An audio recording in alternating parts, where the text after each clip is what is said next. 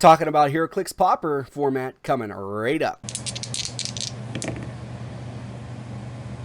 Mr. Clicks Flicks is brought to you by Lucky Dice Cafe out of Huntsville, Alabama, home of the ROC. No matter if you're in the United States or around the world, Lucky Dice Cafe has the winning roll for all your gaming needs. You can visit them at luckydicecafe.com or on their Facebook page using the link found in the description of this video. Mr. Clicks Flicks is also brought to you by trollandtoad.com, one of the largest online gaming retailers. Use the promo code Mr. Clicks Flicks for 5% off your heroclix order today. Alright guys, so today with me is the Sultan of heroclix Pauper, the brain of it himself. Chris, why don't you guys tell the people out there in YouTube land who you are in case they've never heard of you. I am Chris Cottrell. I started the Pauper circuit, running it with a few other folks that are very kind and help prevent me from making bad decisions. Yeah. I also am the author of the blog Clicksbait, and just a general fan of heroclix and trying to get new people into the game. Yeah, it's a very fun format. I like your blog. It's a pleasant read for anybody who wants to take a look at that. We will, after the show, I'll get the link from you, and that'll be in the pinned comment. For people that are interested, they can just click on that and go to your blog. Anyway, so what happened is a bunch of YouTube people talked about Pauper format, and then Chris was the only one with the motivation to actually pick it up and run with it. So, and he picked it up and ran with it to the point where ROC and I think WizKids sort of unofficially noticed.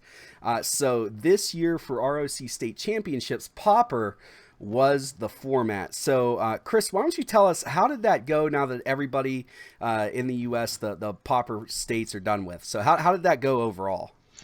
Well, I'm still compiling results right now, which, thank you guys for your patience on me getting the status updated on that. But once I get all that, I can give you a little bit more information. Right now, noticing that, yes, we did have a few new players showing up in top 4 and top 8 cuts. But, of course, the folks who are winning are still winning. There are familiar names there and unfamiliar names, and the builds were fairly diverse. You do hear some folks rumbling about how, there are 3 or 4 builds that were really, really prominent, but then again, there are 3 or 4 builds that are really, really prominent in modern. So it's another format, and it's one that's just a bit more accessible to newer players. Mm-hmm. Yeah, I agree. I think it's cool to have a new format. Like you, I saw new people in the like the top 8, top 4 cuts. The people that normally win did their thing, but hopefully, if we just got one person in those top cuts that wouldn't have been there because of monetary reasons, I think it was worth this exercise. I think it was a really fun format, and no matter what format you do, there's always going to be like 3 or 4 teams that end up being better than everything else. So if you put, this 3 or 4 teams along with, the modern 3 or 4 teams that are really good, now all of a sudden you got 8 teams floating around that, could be pretty good depending on what format you're doing. So that encourages collection rather than just, well, hey, I'm going to take, these 5 figures and make a team with them until they retire. So I think that's pretty good. Hopefully we keep trying new formats and Pauper sticks around. I think that there was a good enough attendance this year with people. Like, I know that I got a couple new people to go because they were like, oh, well, I can just play the stuff that I pulled, basically. So that was really nice to see. We're definitely hoping that we can keep the momentum from states going and keep some events going up. I know we are going to be running an event here in Lexington, Kentucky, here in a couple of weeks. I want to say it's on the Sunday the 15th. Mm-hmm. So, we're looking forward to that. Yeah. So something about states that had kind of changed because some people talked about it was that there was the extreme Highlander rule was implemented where you were only allowed like one, basically all figures were unique. So how did that work out, and is that something that's going to be with Pauper into the foreseeable future? A lot of people thought that was something that we implemented specifically for states, and that wasn't the case. We had quite a few venues, as well as some of the more seasoned players, reaching out to us asking for this change, and we looked at it and we decided that yeah, that should be the direction that we should go in. Now, there were a few people who thought the extreme Highlander portion of it, where there are no generics in there, was a little bit too limiting. But honestly, when I saw the teams that were out there and saw the teams that were playing, I was really pleased. I thought we had enough variety in there, and no one team, threw itself out there as the team to beat. Mm-hmm.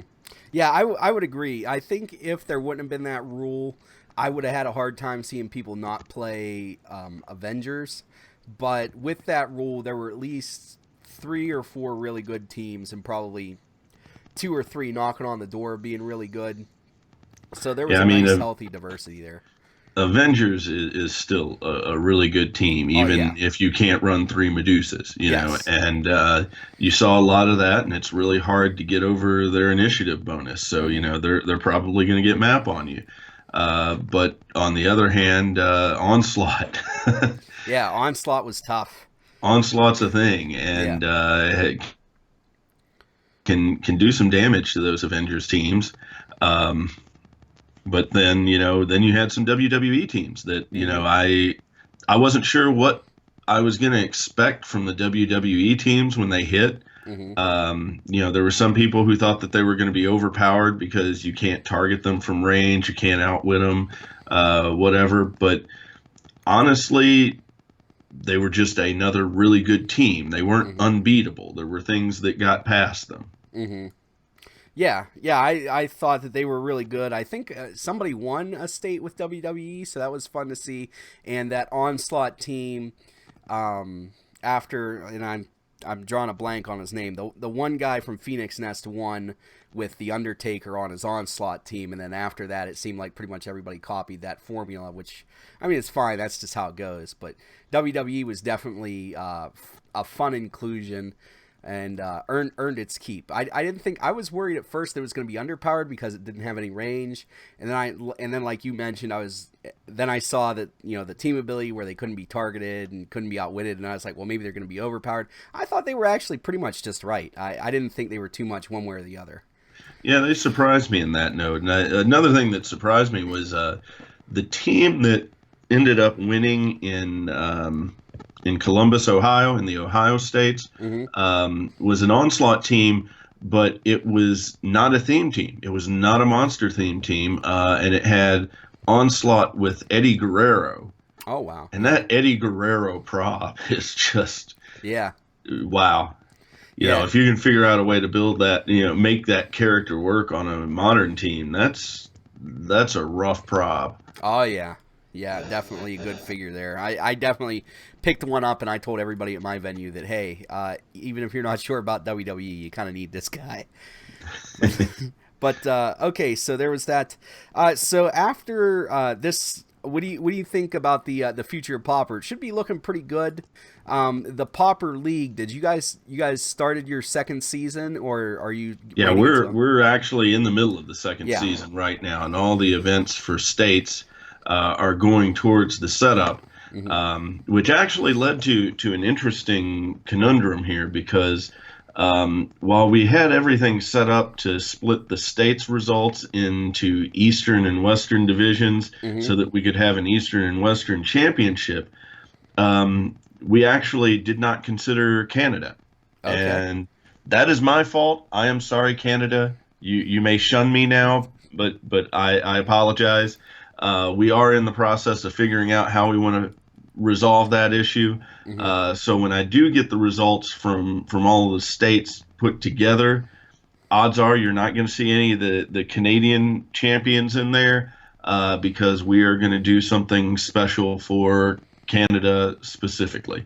Okay, very cool. Yeah, I don't think the Canadians are really going to hold a grudge. They're too nice. Well, they're such angry people. Yes, that's all you hear about them is how angry they are. I know. So after having this basically run in every state and all the Canadian provinces, did you have any big takeaways? Did something go really right that you weren't thinking about, or something go really wrong? And what changes do you think that any of that stuff would prompt? Well, I mean, everything went about the way that I expected it to. There are some people who you will see them on the internet that definitely did not like the format. Mm-hmm. And unfortunately, there's nothing that I'm going to be able to change in there that's going to make them like the format any better. Mm-hmm. There's some real quality players that feel that way, but I'm going to keep on plugging away because there are a lot of people that do like the format, Mm-hmm. and a lot of people that do support it and are looking to help us expand it. That was one good thing. It got us in touch with a lot of people who had not really tried the format yet, or were trying to build player bases, and it felt right for them, and they were wanting to help us so that it could help them grow their player base, and I love doing things like that. Yeah, great. Did has there been any headway with like because I mean the goal is to get whiz kids obviously to recognize the format. We got one of the big dogs. We got the ROC to be like, okay, let's try the format. Have we made any kind of headway into whiz kids saying, well, maybe we'll try this? Because I know they're trying skirmish. So I'm like, okay, I'm back here rubbing my hands saying, good, let's try another one. There, I'm not at liberty to mention names, but Okay. there is somebody who is definitely keeping an eye on the format and wanting to see what happens with it. And I'm hoping that is our avenue towards making this an accepted WizKids format and see what's going on. And if they're looking to hire somebody to champion that, well, I'm right here. There you go. I know. I'd vote for you. Not that they call me and ask me things, but yeah, I'd love to see it 4, but in an ideal world 5 official formats I think would be good. And I definitely think like a quote unquote lower level, like lower rarity format like Pauper would definitely be helpful for them moving forward, and hopefully too that I didn't like the idea of the non-blind booster basically based on the price point, but I hope that they do more of those type of things in the future because I think that would help Pauper a little bit. It's easier to be like, okay, hey, person that's never played, if you buy these 3 figures that you know exactly what you're getting, you can play Pauper and be competitive. So hopefully we get more of that kind of thing in the future, but we'll see. I think WizKids lately has been doing a better job of paying attention, or at least vocalize that they're paying attention to what people are asking them to please do. So hopefully, they continue that trend because it's been very nice to see. And I don't know. I want to, and I'm sure you do too. You want to see heroclix grow so that you can walk in basically every gaming or comic book store and you'll see people playing or some kind of presence, whereas that's not really the case right now. So hopefully it continues to grow and stuff like that. Yeah, I want to see it played wherever Magic is played. Okay. Yes, let's think that big. But that would definitely Hey, be aim cool. big. Okay. Yes, aim big. You miss 100% of the shots you don't take. Anyway, Chris, one more time for people that want to find you on the internet, see more of your content, where would they find you at? Clicksbait, 2 words. If you look that up on in any search engine, I will come up at the top of the list. So that's where you'll find my blog, where I put up a new blog post every Sunday. And then, of course, there's a Facebook page that's associated with that. So if you look it up on Facebook, you'll find me there. And then you can also find the heroclix Pauper League on Facebook. And that's where you can find out more information, have more conversations about what's going on with Pauper. Okay, excellent. And again, guys, links to that stuff will be in the pinned comment of this video.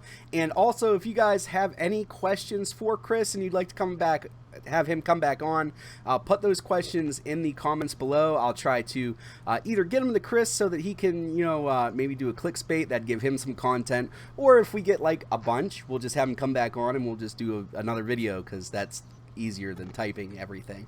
Oh, yeah, and I always love coming on your show. Yeah, it's fun. I try to make it easy for people.